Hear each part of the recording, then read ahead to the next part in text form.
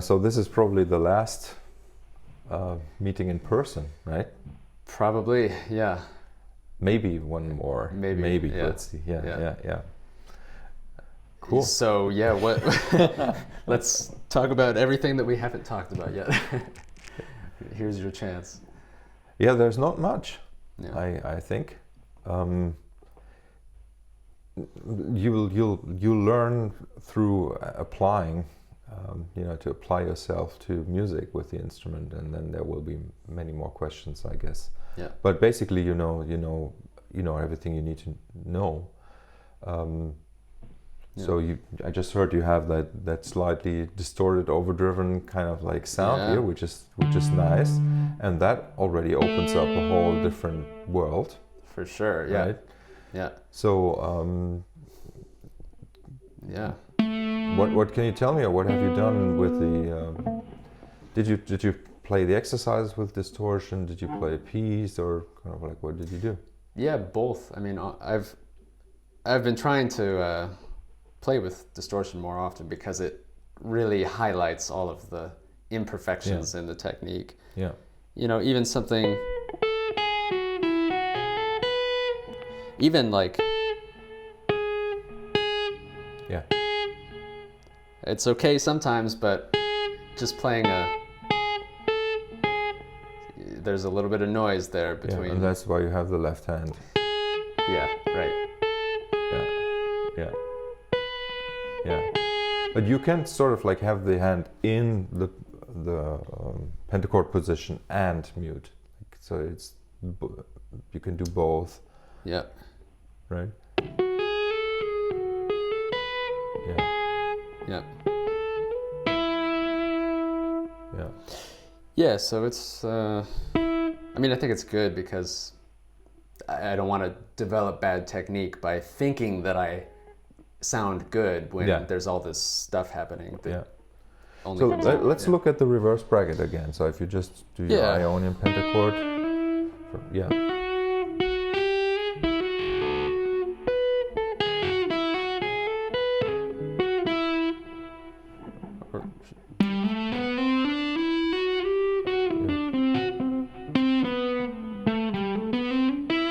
So you see what happens here. So now try to stay on the bottom string. Yeah, there you go. Yeah, exactly. Right? Yeah, that's what you're talking about. Mm-hmm. Earlier. So that's a way to kind of like control the vibration of the string by actually staying there. Yeah. You see, like obviously when you use the left hand this way, and you play descending, you don't have anything muting here. Right. So that's where it's relevant to have that really close and strong and almost like that. It's like a really powerful grip because you really need to control. So it's very in a way unrelaxed. But then in that power stance, let's say, of the hand, you can relax. But it is very much an exploding fist there. Right. That's what it should be. Yep. So if you just play the one octave again, like and back down. Okay. So now with this hand, think full release at all times. So full meaning really full. So play again, first finger. Yes. Second. Yes. No. What? Oh. Yes. And this is going to be super important. You see, because like the release of the just one finger release of the pinky is not going to be as good as at the same time kind of like flipping the hand over this way and the first finger becoming that mute there. Yeah. Yes. Yeah. Yeah. So this is also related to something else that I don't think we've talked about, is that during this last trip when I was in the US, I spent some time with Adam playing bass. Yes. Where he was teaching me some things. Mm-hmm. And it's one of the things that he was correcting in my technique was when I play with the pinky, he was telling me to kind of push the whole hand down, which makes a lot more sense on an instrument like the bass, where the action is much higher. And his reason was because you would injure yourself potentially just using one finger. Yeah. And I don't think that's necessarily a danger on the touch guitar because the action's very low. You don't have to push as hard, but I guess there's the benefit of muting too. So. Yeah, exactly. And there's more to this even.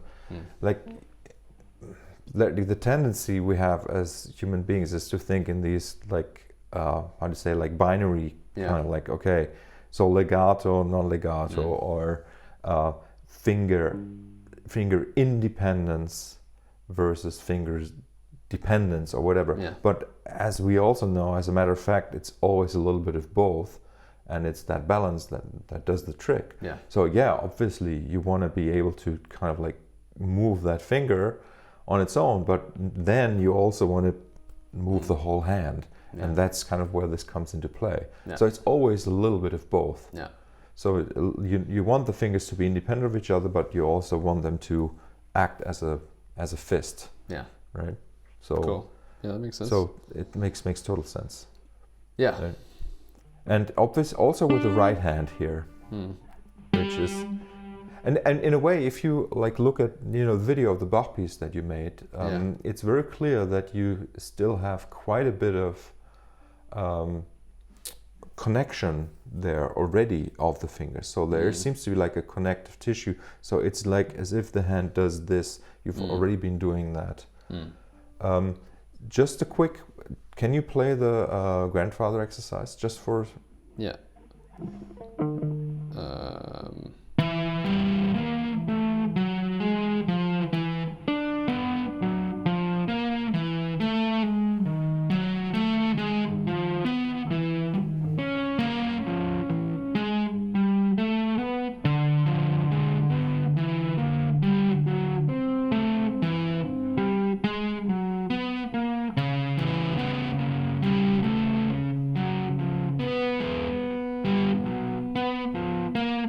Okay, great. So try again, as legato as you can. Okay.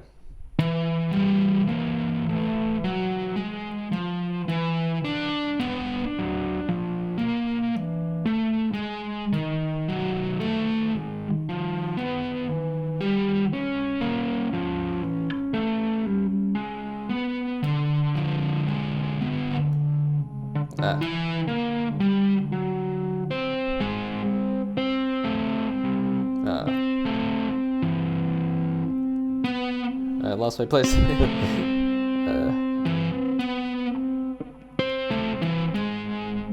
Wow, what happened?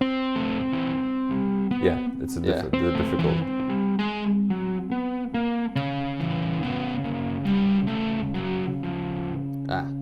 Legato.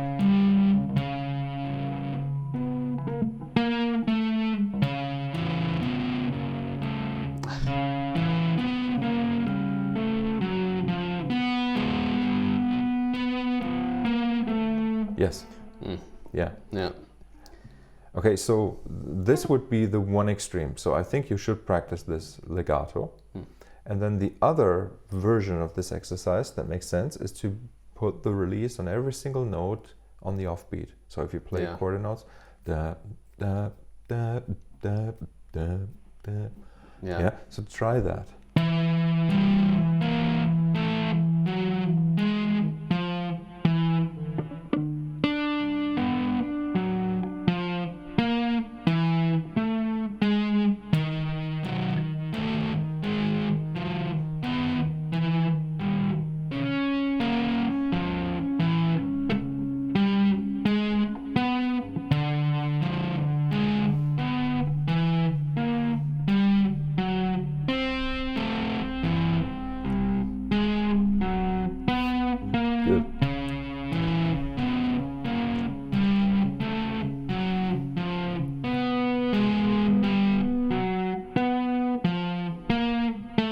Good. Okay, very good.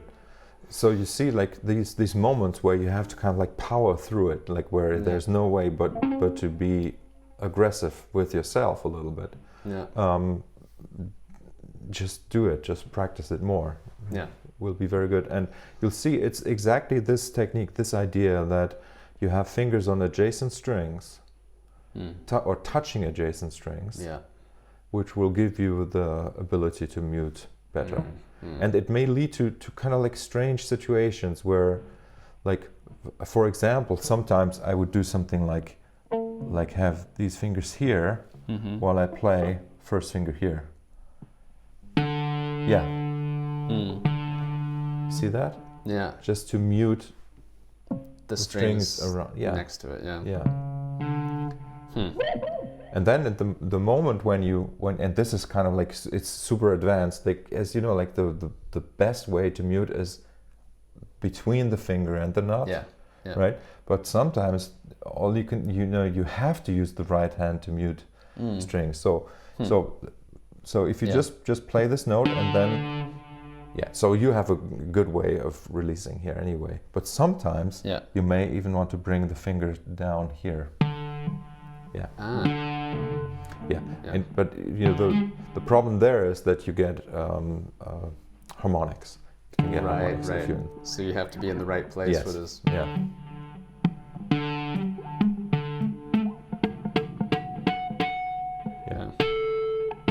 There's a lot of them. Yeah. Be careful. Yeah. Huh. Okay. Well. Yeah, that makes sense. So really, like if you want to continue with technique, grandfather and pentachord brackets.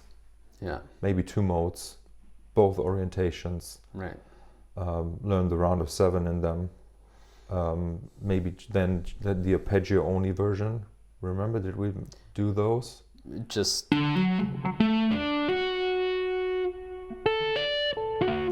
Yes, but there's, maybe I haven't shown you that. So the idea is you play say the first degree arpeggio, the C major, you play it up, and then you play the D minor arpeggio down. Yeah.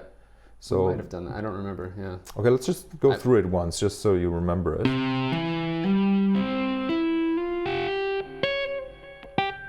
Yeah. And you play the high C, and then, yes, you play that, and then you start with the A going down for the D minor.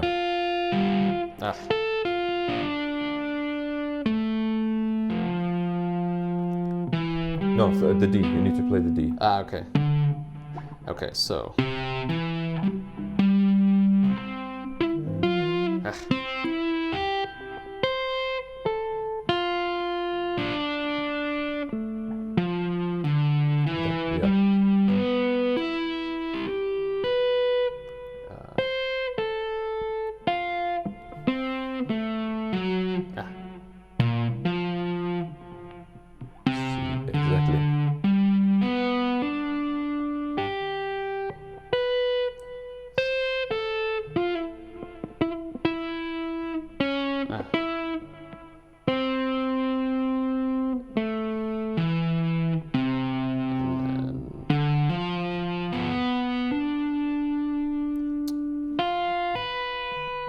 And then C major going down. Okay, yeah.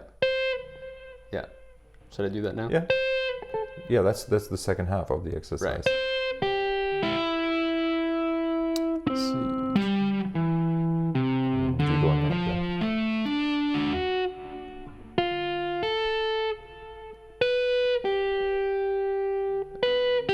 Let's see, E, right?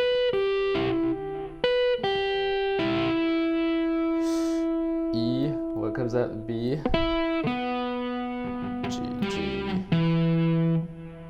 So the D minor ends on the A, and then starts with the B going down. I'm not sure if you just did that. I mean, I was spacing out. So start with the D minor going up. Yeah. Yes. Yeah. Okay.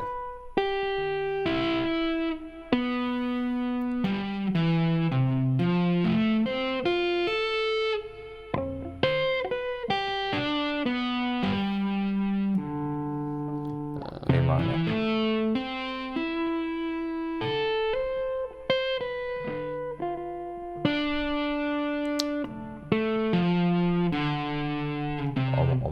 Yeah, but yeah. that was the B instead of the A there. Right. Yeah. Yeah, great. So you see that's sort of like the what you're going for, only the arpeggios. Yeah. Yeah, cool. Yeah, I don't remember if we did that before, but in my practice I have been doing stuff and it's like that. It's great because like you were, like fretboard knowledge is there. You just, and it's cool to kind of like observe you doing this because you really do have a concept of what the notes are and where they are already. Yeah, it's not always automatic and immediate, but I know. Yeah. And play it in three different parts of the fretboard, like three different starting notes, keys, right? Like one with flats, one with sharps. Yeah, so, for example. Yeah, right. And what do you do when you get really high up here, because it becomes harder, or it becomes more uncomfortable? Yeah, I mean with like time it is possible. Yeah, but then we could simply say, okay, we're simply not going to play it that way if we're up there. Yeah. Okay. You'll just find a different fingering. I see. You know that this is not this is not music, and it's not meant for. Yeah, but if you want to play it up there, and you like, so as you know, like you start with C, you move it up to C sharp, blah blah. You go up all the way till you get to the point where you can't do it anymore. You go all the way down. You do that over a period of time, and you will get better at. Of course, yeah. And going down too, I imagine is. Yes, exactly. So for example, play this arpeggione thing, starting here on that C.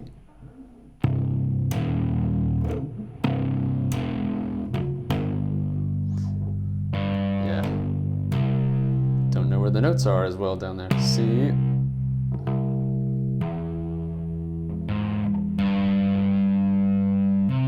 Yes. And then A for the D minor. Yeah. Okay. Yeah. I know that F. Okay.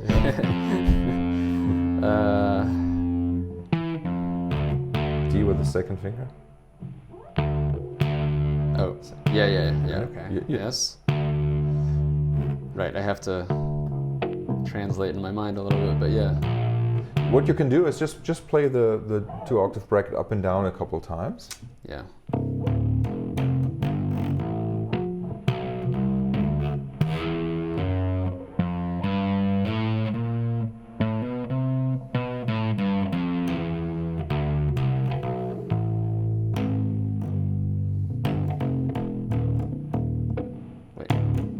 Yes.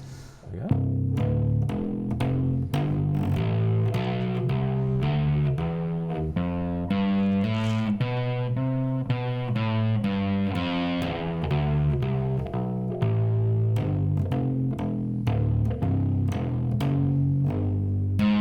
Oh.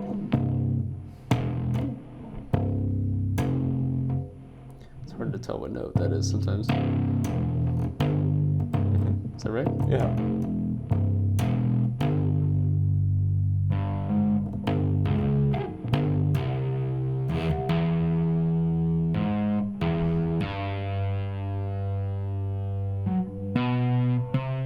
Okay, and that's yeah.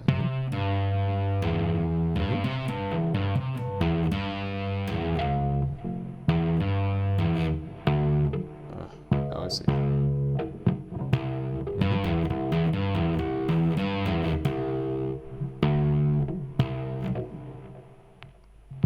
I did something wrong. I don't know what, but don't worry about it. So that was like starting from the lowest C. Now see what happens when you play it from that C.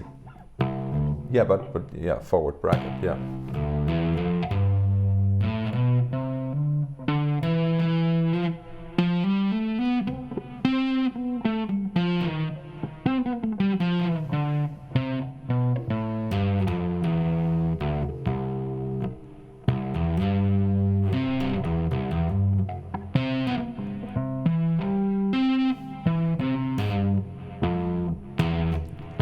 Very good. You see, it's just a matter of practicing it there. Yeah. But once you have these three different regions covered, you can play it anywhere on the fretboard. Okay. Yeah. Yeah. And what about when you get up higher? I mean, that's probably a big question, but you know, obviously you can move this shape up a string or two strings, but you run into a kind of a problem when you get here because you can no longer use the same shape to continue. I mean, it's going to be... Yeah, exactly. The trick is to kind of like anyway, the pentachord is just about the handful, right? Okay. Like the two or three notes that are in the diatonic scale that are under the fingers, basically. Yeah. And that's sort of like the way that you actually should see the whole fretboard. But really, where the distance between the strings is, the intervals are smaller. It becomes apparent right away. That's why you start running into this problem there. Well, what feels like a problem. But it's not a problem. It just means that you don't know where the notes are yet. Yeah. Okay. And so that's why there's no other way than to learn them. Yeah. Right. And we've done this before, but so you have the octave between first and fourth string. Yeah. Yeah. And you have an octave between second and sixth string. 2 octaves actually. That's right. Yeah. Yeah. So but that doesn't really help much though. Like if you're thinking linearly, playing a scale, for example, right? So the question is like to learn. Okay, where is a half step between these two strings? Oh, and a whole step. If you just use the right hand and say you start here on an A, for example. It's right there. That's the half step. Huh? Yes, oh, sorry. But put your first finger. Yeah. So and say you want to play, say A minor first.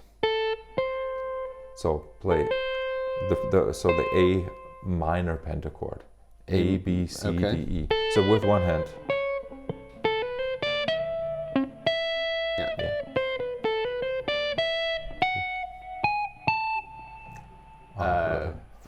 Whatever. Harmonic minor. So basically, once you get here, you would continue with one hand. Yeah. It's not really practical to do this big of a leap, or I don't know. Then you have the reverse bracket. Don't forget about that. Yeah. You could also be coming. This hand could be higher up than this, right? Yeah. So let's take the C bracket, for example. Yeah.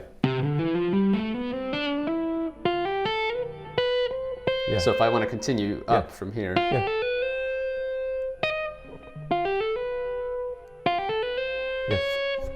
First finger.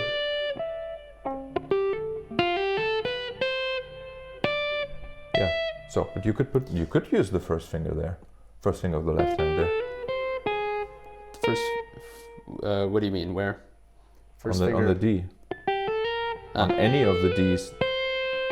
Like that. For example, there. Yeah. Yes. Got it. And you'd have the F with the pinky, right? Yeah. Yeah, and here you would obviously, and this is something that I mentioned to you when we recorded the podcast. Yeah. So, for example, just your C, D, E, F, right? So, yeah, exactly. You can play that like that. So you don't, you can skip notes in the pentachord. So we can skip the G. So which means this G simply is the next note on the next string over. Yeah. So super easy, right? Right. And so then you have these versions, like, so this would be Ionian, right? So, but if you want to do the Dorian, for example, no, you do. Oh right. So, would you? Exactly, yeah. So the relationship of the hands to each other changes there as well. But it's super easy to play like that. Yeah, it is. And super fast. And this is something that in a musical situation you would do that. Yeah. But you would have the knowledge of where the notes are because you have used your hands to measure the fretboard. Right. Yeah. Got it. Yeah. Yeah, that's way easier to shred using those fingerings. But Yeah, and it doesn't matter because it's still pentachords, right? Because you can always restart the pentachord on any note. So it just means that you're playing Dorian here. Well, let's say if you start on the C, yeah, and then you restart it here. Phrygian or Lydian, right? Yeah. Yeah. Right.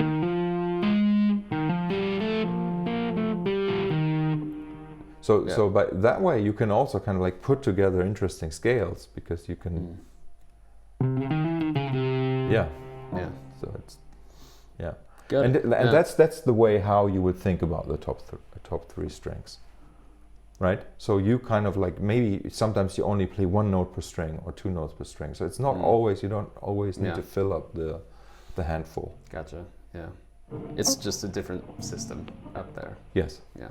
Yeah. And I mean, like to be quite honest, like melodically, I would probably not use the second string much, because like the relationship here with the octave is so visual also, right? So if you wanna go to from as like you did, if you end up on the C here and you want to go to the D, you go here. Yeah. Yeah. Right. But yeah, it's the C's on. Yeah. Yeah. Yeah. But then it will also become easy to understand that that same note is on the second string 2 frets up. So it really at some point it becomes supernatural. I don't know. It's just I don't even think about it anymore. Yeah, sure. Yeah. But that's helpful to know. I mean, maybe it's more important to learn that top string because I already know it. Exactly. And yes. Not really worry about the second. And you one. already know the second string as well because it's the sixth string. Yeah, right. It's much harder to make that connection across those 2 octaves, but yeah. But yeah, that's true. I mean, this range is definitely very familiar on this string, so. Yeah, so. Yeah, so exactly. So like if you're here now in your C major, in your C major, right? So then you know that this note here is the 5th or the 4th. If you think about it, right? Yeah. Right, that's the F.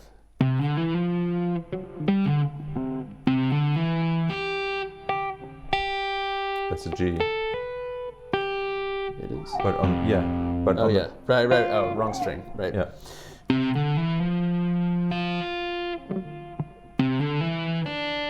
Ah.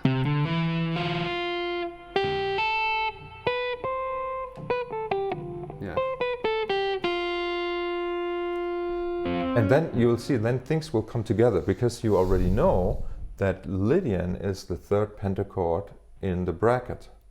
Yeah. Right? Right.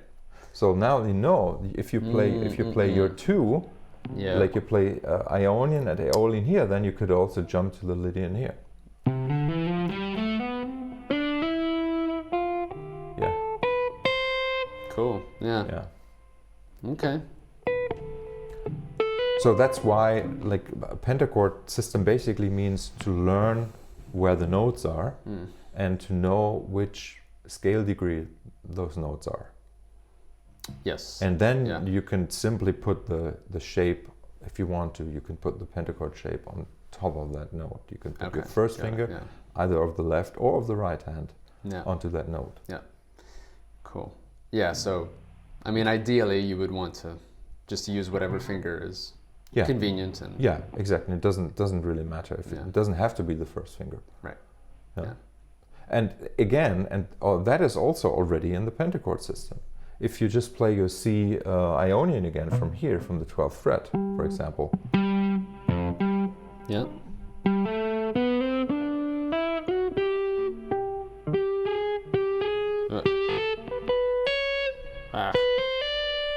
So play from the C.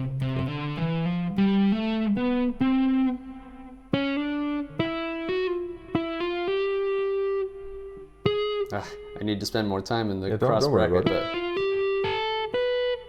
but yes. Yeah. E, D.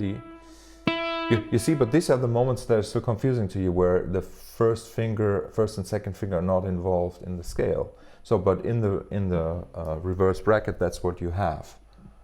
And you see, we get these constellations. Yeah. Right. And by the way, like something very important, remember at the very beginning when I first introduced the pentachords to you, you had this very clever idea that I stopped you from going to think of a chromatic bracket. Yeah, I was gonna ask about that. And it's amazing. It's super powerful. Yeah. Because all the patterns will repeat after 3 handfuls always.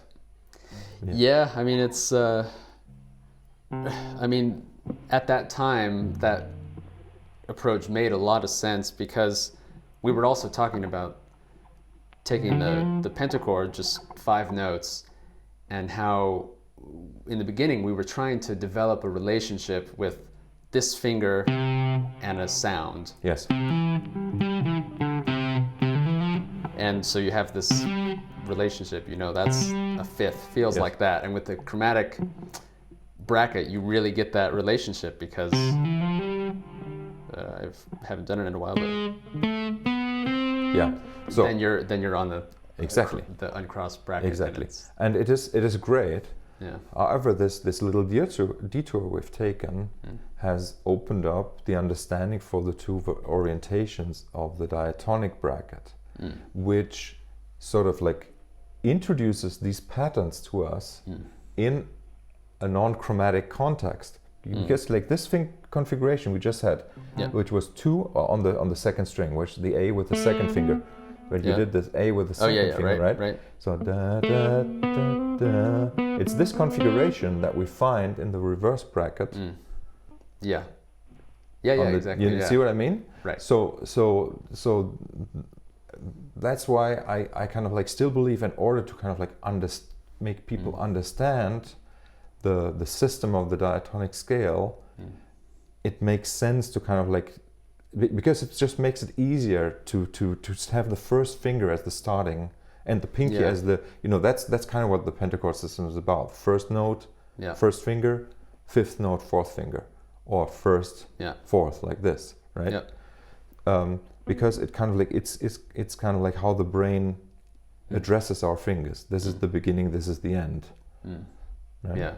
And with the chromatic bracket, it's a little, in the end, it's super great. So for example, if you were looking, now let's try this. This is going to be mind-boggling. So now play the arpeggio only exercise with the chromatic pentachord. Okay.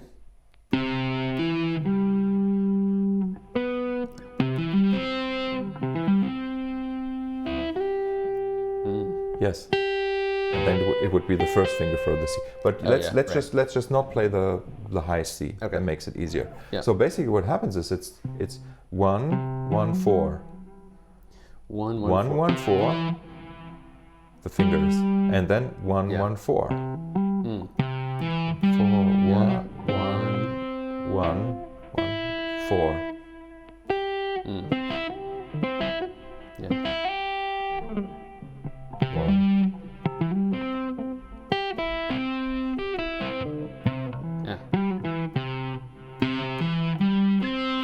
That's the habit there. I did it with the pinky. Yeah. But yeah, I understand it. Yeah. So if you just but now if we think of playing the D minor going down, okay. So which means go up again. So play the 1 4 1 1 4. So now the A is which finger? 2. If in the chromatic bracket, yes, right? Yeah. Okay. F. So it's So now do you say it's 2 2 2 2? So A F D 2 2 3, right? And that's 2 2 3 2 2 3. 2 2 2 2 for F. 2 for F. 2. And 3. Ugh. Yeah. Okay. Let me try that again. 3, 2, 2, 3. Okay. 2. Oh. Wait. It's 3. No, 3, 2, 2. 3, 3, 2, 2. 3, 2, 2. 3. 2, 2.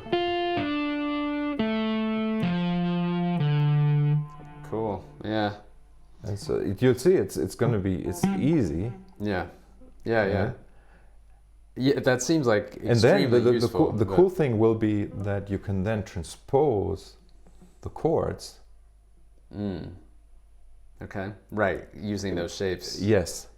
Even within the same bracket, so you could still have your first finger on the C, but you could play the C major or the C sharp major arpeggio simply by shifting the pattern the finger pattern one forward. Oh.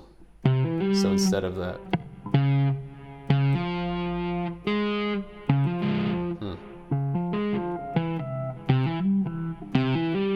Yeah. Yeah. Cool. Yeah. Yeah. I mean, this is the one thing. Was maybe the missing thing that we have not talked about yet. But this is where we're going, right? Okay. Yeah. So if you would start out like this, it wouldn't work. Like understanding the diatonic pentachords first is important. I think you're right, and I was a little bit skeptical at the beginning because I don't know. I saw this chromatic thing. Yes. And I got that makes so much sense. Why don't we do that? Yeah. But I do think that the way that you taught it makes sense because you also need the ability to start a pentachord on A and know what it feels like to switch to the minor pentachord, because that's what's going to happen when you're playing music. Yes. You're going to land on a note, and you can't always be dependent on this one fingering. Yes. That's where Yeah, everything is. So, the whole idea is to learn the fretboard, to know where the notes are. Yeah. So that's why marrying the concept of fingering to the modes and thus to the pitches is so important. Yeah. And also, I suppose that the bracket is, I guess, the most efficient way to play a 2-octave scale, because you can do it on 3 strings. If you did it with the chromatic, you wouldn't get all of those notes. Exactly. Right? You'd need more strings. Yes, exactly. So yeah. So I see now that there's benefits. But if you wanted to start, just saying here, if you wanted to start exploring the chromatic pentachord, you're welcome to kind of like come up with your own ideas. So maybe it's something like, okay, play all major chords going up chromatically. Yeah. Or all minor chords, blah blah blah. You could go through the qualities of the chords, stuff like that. Or you try to play the diatonic arpeggio only thing or whatever. I mean, that's cool. I mean, that's exciting to me. I mean, that's something that I think will be fun to explore. Yeah. And do you want to show me any music you learned? I could show you this piece that we spoke about before, this Guthrie Govan melody called Waves. Yeah. I'll play it slowly. Yes, please.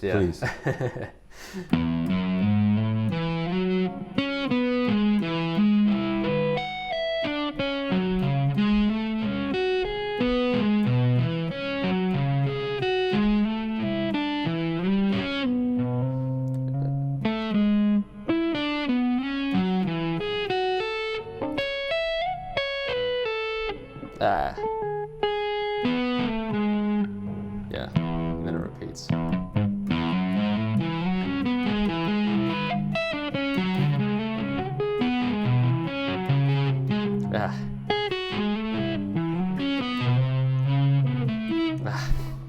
It's hard. Oh my god. That's why I should play slow. Play it slow, please. But yeah.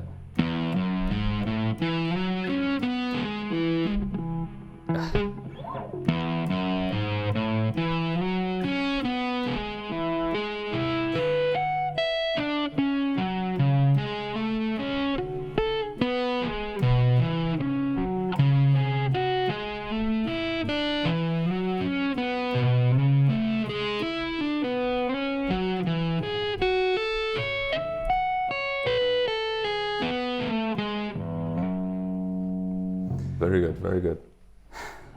Yeah. Yeah, So, thanks. but just to connect these two topics, just Yes. imagine you would learn this with the chromatic pentachord in your head. You would not know when to start, when to be in a note with the first or the second finger, Right. or the third or the fourth. It's confusing. Yeah, yeah. Like this, you basically go for sort of the anchor points, which are Yeah. the pinky and the first finger, right? Yeah, The index finger. yeah, And I saw you do that. Yeah. yeah.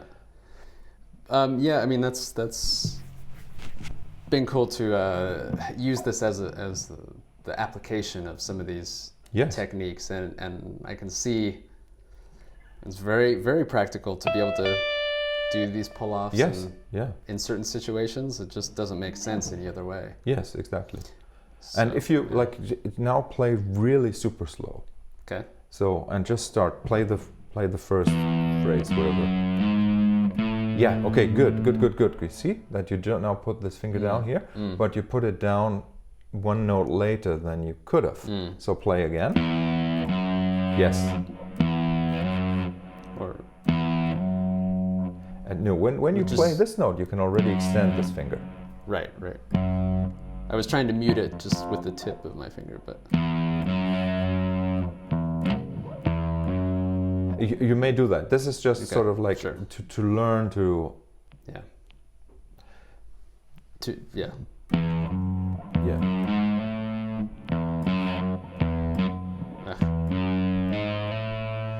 Okay, so do it again and think more of the full release. Yeah. Yes. Yes, there you go. Yeah, So that's smooth, right? I can that? see. I mean, it would be possible to keep the finger on the string at all times. I mean, in the ideal world, right? Yes. And but then you can sort of like start sliding it over, like where it becomes sort of like the pivoting finger between two strings. Yes, there you go. Kind of like slide it as I go to the Yes, note. yes. Yeah.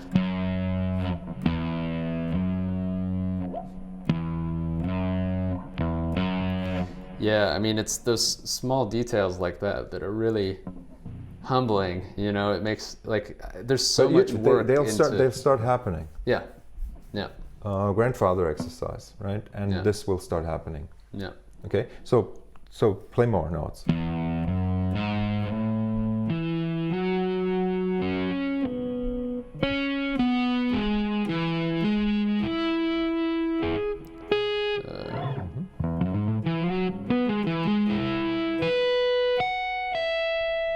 Beautiful.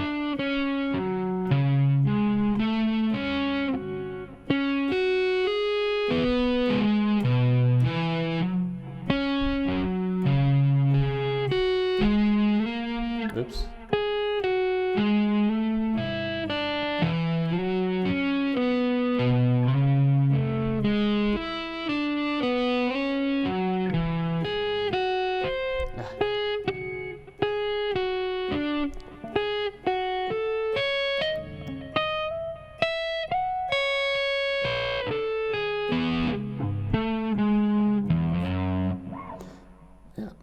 Okay, so I saw one thing that you can add as a technique thing is like say you play a note, say a note with the third finger here, yeah, and then you want to pull off to the whole step below. Yeah, you can do that. Right, instead of Yeah, yeah, it sort of like just requires to think of playing that, say whatever that note is, I don't know, that note, say the B, yeah, with basically these two fingers. So you even think of playing that note with two fingers. But you know that the first finger is, if you pull up on it, it's a half step, it's a whole step below. Right, same thing with this.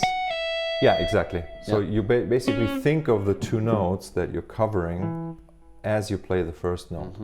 And that way and that's also again why the handfolds are so important. Yeah, sure. Yeah. Yeah. Yeah. Yeah, I think there's a few places that happens.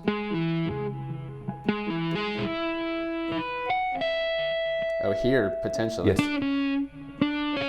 That's hard, though, pulling off at the pinky.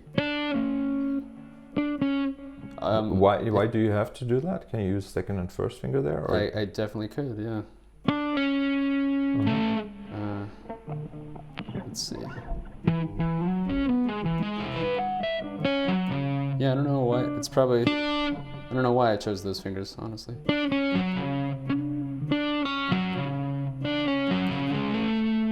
Yeah.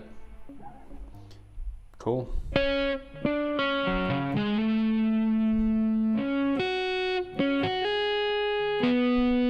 Very good. Very good. Oh, there's another place I could do that.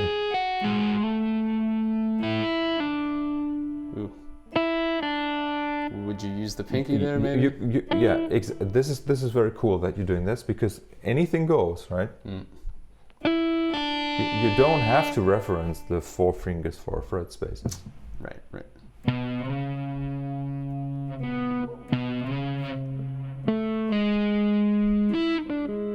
Yeah, I can pull it all off. Yes. And yeah, actually there's even more opportunities. Right there.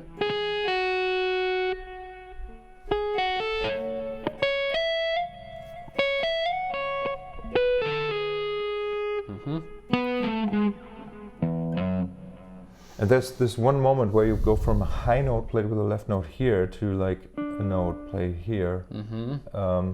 This. Let's see.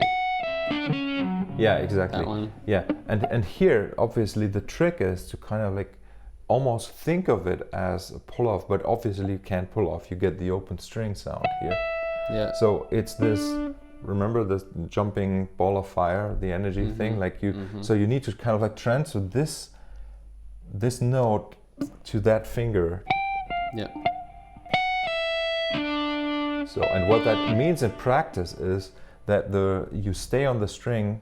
So after you've made the release, you stay on the string ever so slightly longer, so that this note is already sounding before you move ahead with the right hand. Yes. Yes, exactly. So in that way, because the actions overlap, you won't be hearing the noise that much. Yeah. So actually, one of the hardest parts about that riff is getting to this string, because it's a big jump. I mean, I'm jumping several strings, and especially playing it fast, I got lucky there, but I often hit the wrong note. That was good. Hey, so, but like, why not? I mean, if you've identified something like this, turn it into an exercise. Like, create some sort of pentachordish thing that starts here, where you connect these two strings with each other, and then you just move it up, and you practice. So you come up with your own exercises based on these findings. Yeah, that's probably a good application of like. Well, that we talked about earlier, the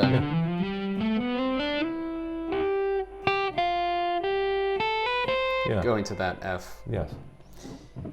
Yeah. Yeah, I probably just have to design an exercise specifically for that thing. It's like a very specific kind of thing like that. But. You know, since you're using the first finger here for that note, right? Let me double check.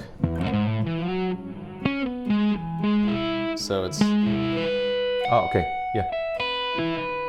Okay, that's perfect already. So you're going from second to first finger. It's very Yeah. good. Yeah. That's the motion that's hard.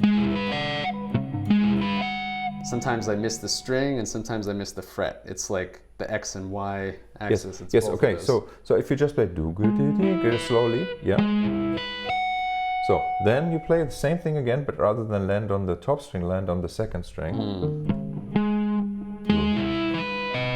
Yes.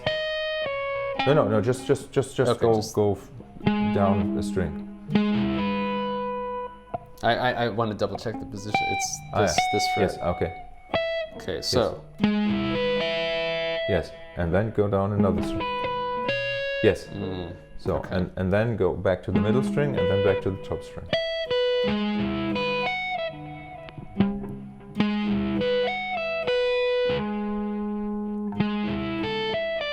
Yeah. Is that right? The left hand moved. Right? Yeah, I did that on purpose. You did that on purpose. Okay, yeah, you can do that as well, of course. But I would just focus on that one thing and make it rather than, because if you say sometimes I'm hitting the wrong string, then you kind of consciously go to those strings and then they, well, that's good. I would have never thought of that. Yeah. I need to. Yeah. Right. I need to feel what it's like to go to all those different places. Yes. Not just the one that I use in this song. And like just then having played this variation of that section will be 5 minutes and you'll be much better at always hitting the right string. Yeah. And then you can ask, okay, hitting the wrong fret. Okay, let me explore what it feels like to play a fret higher, fret lower, and try that. Yeah, and I should probably also go through and learn what notes I'm actually playing, because if I start in the middle of the riff, I don't know where I am, and I should. Okay, so.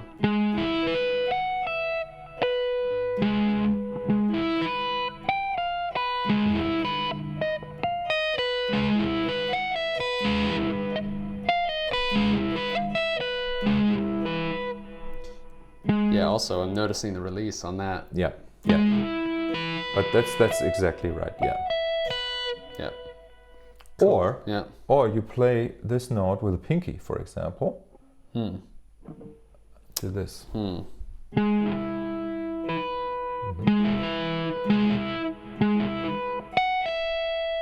That's how I would probably do it. Interesting. Yeah.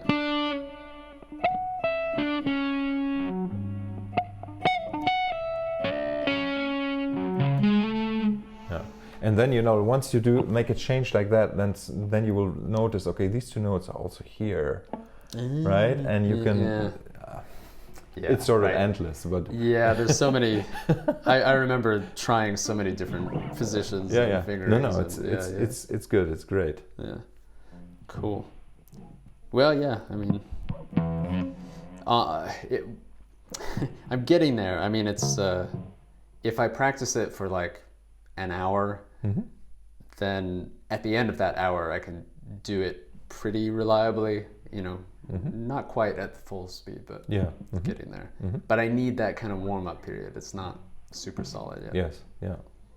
But getting there. Yeah. Fantastic.